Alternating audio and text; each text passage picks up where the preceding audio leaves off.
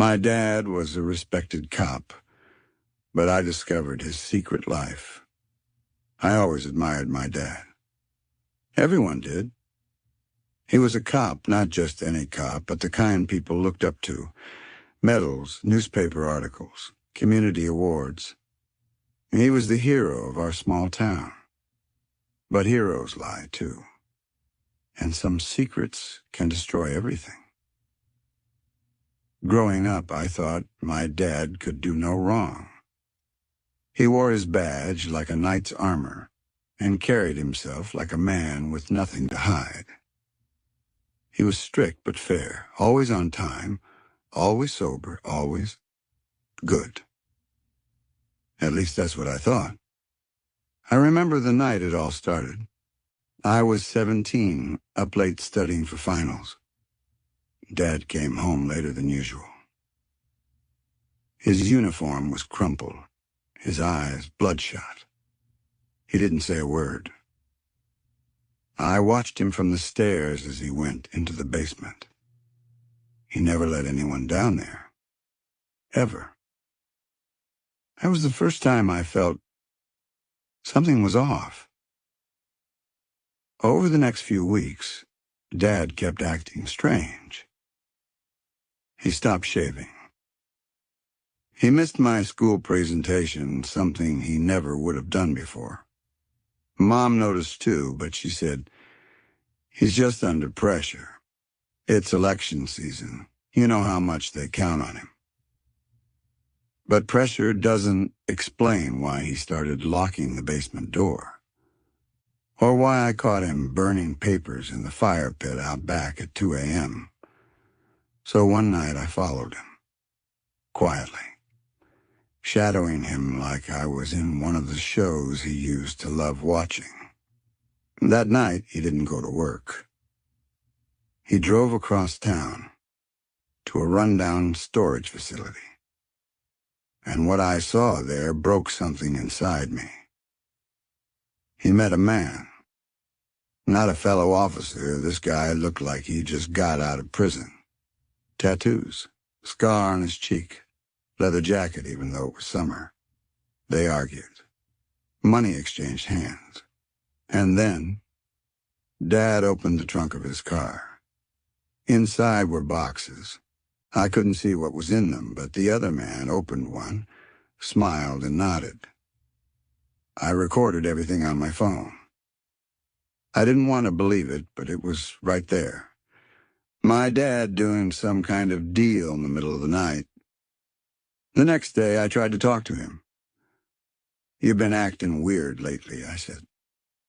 He stared at me. Long, cold, then forced a smile. "You know how it is in this job. Long hours, stress." But the light in his eyes was gone. I couldn't keep it to myself anymore. I did something crazy, something I never thought I'd do. I snuck into the basement. I knew where he kept the spare key, behind the loose tile in the garage. My heart was pounding so loud I thought I'd pass out. Down there it smelled like oil and old paper. There were shelves filled with unmarked boxes, files, drives. I opened one of the folders. Inside, photos of people. Some had red X's over them.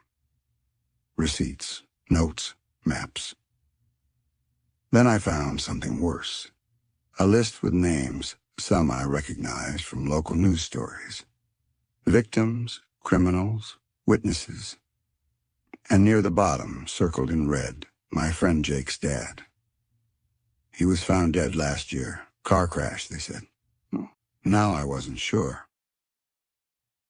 I ran out of the basement shaking. I couldn't breathe. My hero, my dad, was involved in something big, something dark. That night, I had a choice. Go to the police or confront him directly. I chose the second. Maybe I was still hoping there was an explanation. So I waited for him to come home, holding the folder in my hands. "Where did you get that?" he asked, voice cold. In the basement, I said. Tell me it's not what it looks like. He looked tired, so tired. He sat down, ran his hands through his graying hair, and whispered, I protected this town. I did what others wouldn't. What does that mean? I cleaned up what the courts couldn't. I got rid of the real threats. My blood froze. You killed people? He didn't answer, just stared. I uploaded the video I recorded of the warehouse. Anonymous tip. Sent copies to the Internal Affairs Division, the mayor's office, and a reporter who once interviewed Dad. I didn't sleep that night. By morning, the story was all over the news. Decorated officer under investigation for vigilante crimes. They came for him at dawn. He didn't resist. He just looked at me one last time and said, I did it all for you, so you'd never have to live in fear. It's been a year. They convicted him not of murder, but conspiracy, destruction of evidence, and obstruction of justice. Enough to put him away for a long time. Mom filed for divorce. I don't visit him. Sometimes I think about what he said. I did it for you. But that's not love. That's fear wearing a badge.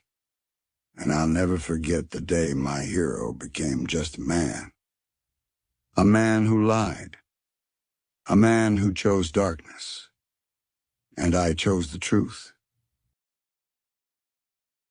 If you've watched this far, write it in the comments. When I look back at everything that happened, I realize I grew up way too fast. One minute I was just a normal kid playing video games with my dad, and the next, I was learning how corrupt the world really is. I lost a lot. I lost my trust in people. I lost the version of my father I thought I knew. And for a while I thought I'd lost myself too. But I also gained something. I gained strength. I gained clarity. And I learned that sometimes the truth doesn't set you free, it shatters you, but you can still rebuild. What hurt the most wasn't the danger, the lies, or even the betrayals. It was realizing that the people we love the most can sometimes be the ones who hurt us the deepest. Not because they want to, but because they're broken themselves. I still visit my dad in prison. Not because I forgive him completely, but because I still believe people can change. Because even though he broke the law, he also saved me in ways I can't explain. So if you're out there and your world is falling apart, remember this. You are not your parents' mistakes. You are not your past. You are who you choose to become every single day. And me? I chose not to let the darkness define me. I chose to become better, not bitter. I chose to be the kind of man I once hoped my father would be.